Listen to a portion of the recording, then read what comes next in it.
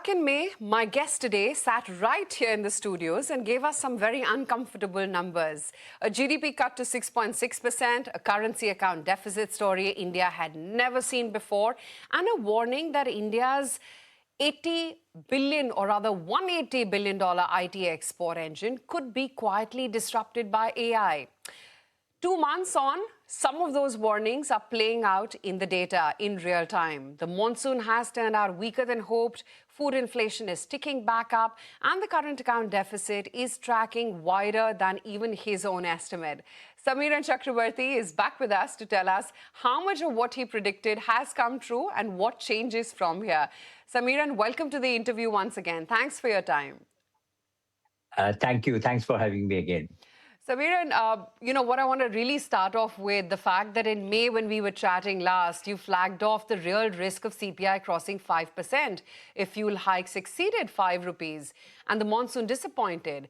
June CPI has come in at 4.4%, and the rainfall deficit is for all of us to see. It's now widened sharply. Are we tracking toward that 5% breach, or has the RBI's own upward revision already priced that in?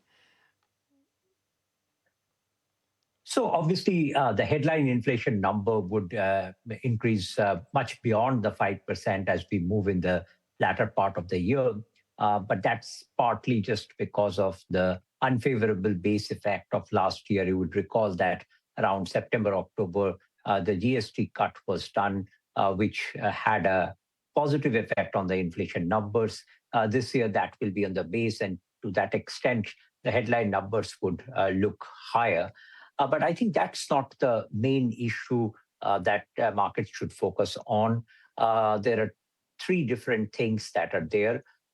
One is to what extent this cooling off of energy prices, which happened after the ceasefire, to what extent that will last versus whether there could be any renewed energy price shocks or not. The second is that we know that the monsoon is tracking much lower than normal, but it's not yet as much visible in food prices. So at what point of time any food price shock will be visible in the data? And the third one is that the economy has been quite resilient, the demand side of the economy.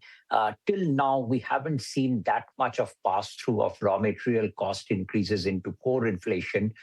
Is this a more lagged story? And to what extent the core inflation numbers stay higher than usual? I think these are the three things that I would be watching more closely now.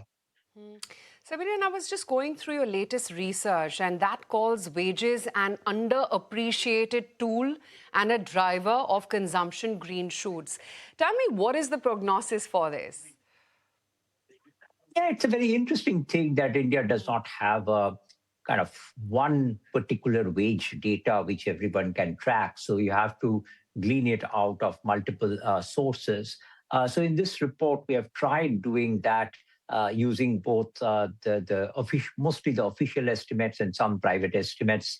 So what we are figuring out is that something changed around 2025, and then it's following through in 2026 also, is that in multiple ways, there has been improvement in wages, not only in our tracker of about 4,700 listed companies' wage cost data, where the wage cost growth has been better in 2025, or rather FY26 vis-a-vis FY25.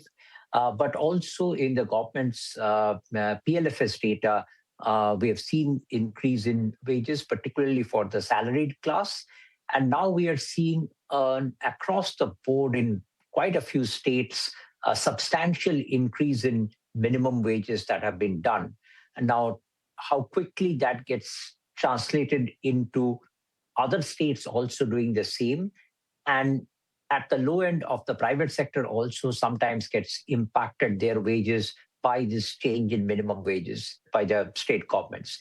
And then once this minimum wage revision process is behind us, then next year is the 8th Central Pay Commission year.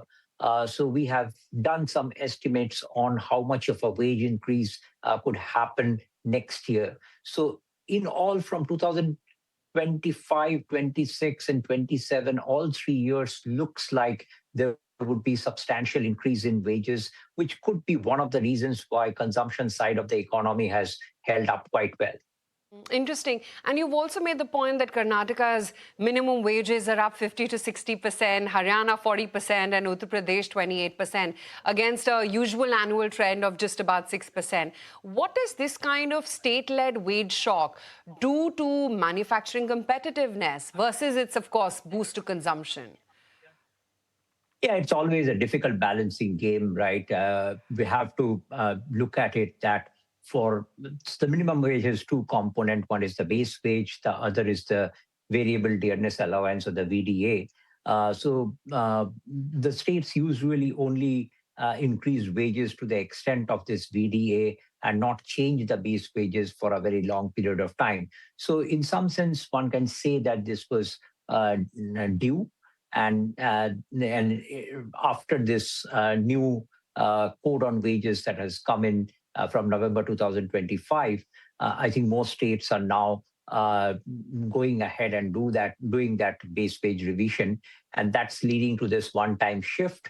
So yes, I mean there will be some pressure of this into the overall wage cost for companies. But the point that I was trying to mention is that there's no perfect correlation between minimum wages and any other wages. Minimum wages are more kind of statutory in nature. It's more a guidance than anything else. The central government is working on fixing a national floor level minimum wage, which will be kind of binding on states to follow. But that process is still on. But to me, the big question is that how quickly this gets translated into actual wages on ground. Hmm.